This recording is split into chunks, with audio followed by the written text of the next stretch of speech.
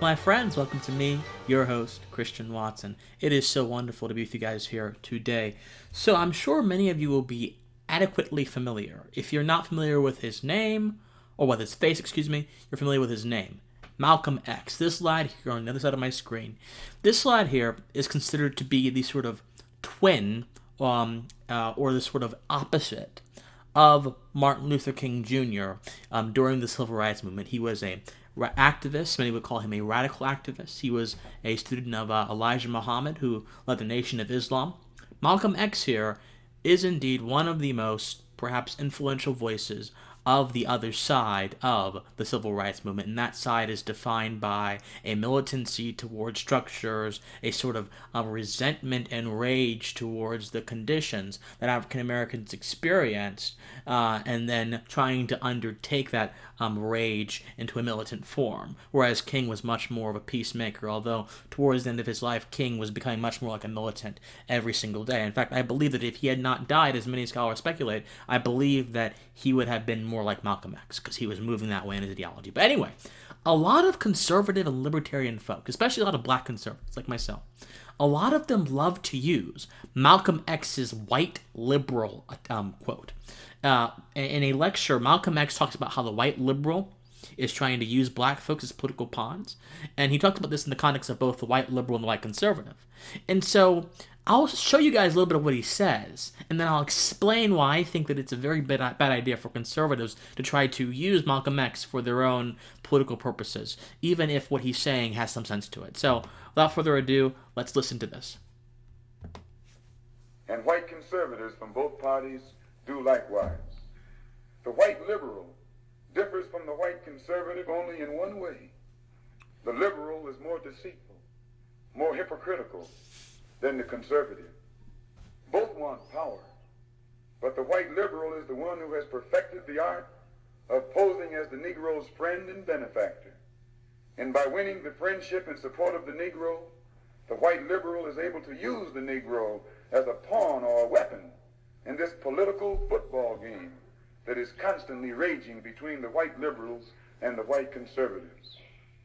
The American Negro is nothing but a political football, and the white liberals control this ball through tricks or tokenism, false promises of integration. Okay, so you can see, us being a political football, you can see why many black conservatives love this quote.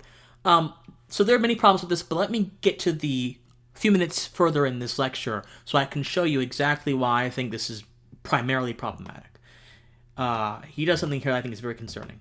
The sociology professor, E. Franklin Frazier, as the black bourgeoisie, who have been educated to think as patriotic individualists with no racial pride whatsoever, who believe in and look forward to the future integrated, intermarried society that is constantly being promised to them by the Negro politician.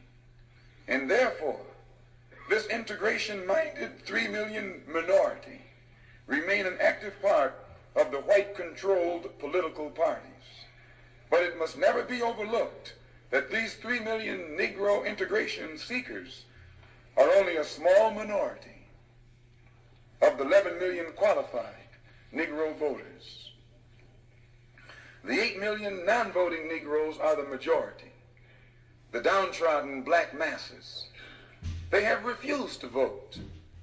They've refused to take a part in politics because they reject the Uncle Tom approach of the clergy politician leadership. Okay, so what Malcolm is basically saying is that black Americans who are patriotic and who are individualists and do not want to be defined by their race are participating in the structure of whiteness, and they are therefore being oppressed, and they are shameful, whereas the black majority, in his words, who don't want to be a part of the Uncle Tom mentality that he just mentioned, they are the ones who are righteous and virtuous and who are staying true to their blackness. Do you see why conservatives should not be even using or even uttering Malcolm X's name in a positive light?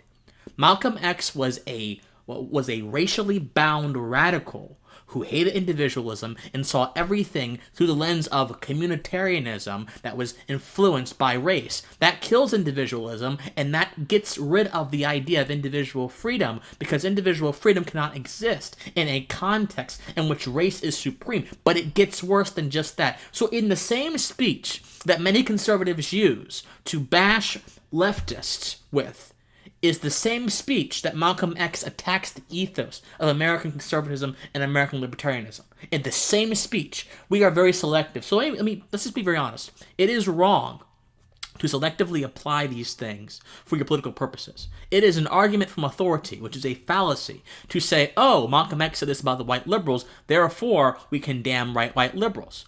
Look, the whiteness of a person should not matter.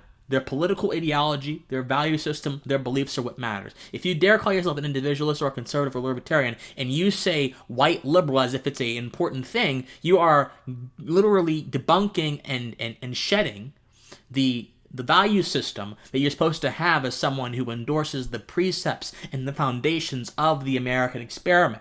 Also, the way Malcolm talks about black people or blackness as if it's a definable thing that has a particular few qualities that you're supposed to access. Okay, if you want to be black enough, you want to be black, if you want to embody blackness, you have to do X, Y, and Z. That is an absolute anathema to how the libertarian or how the American conservative views people. We don't view people as bound by labels or categories. We view people as dynamic human beings who exist and who exude freedom.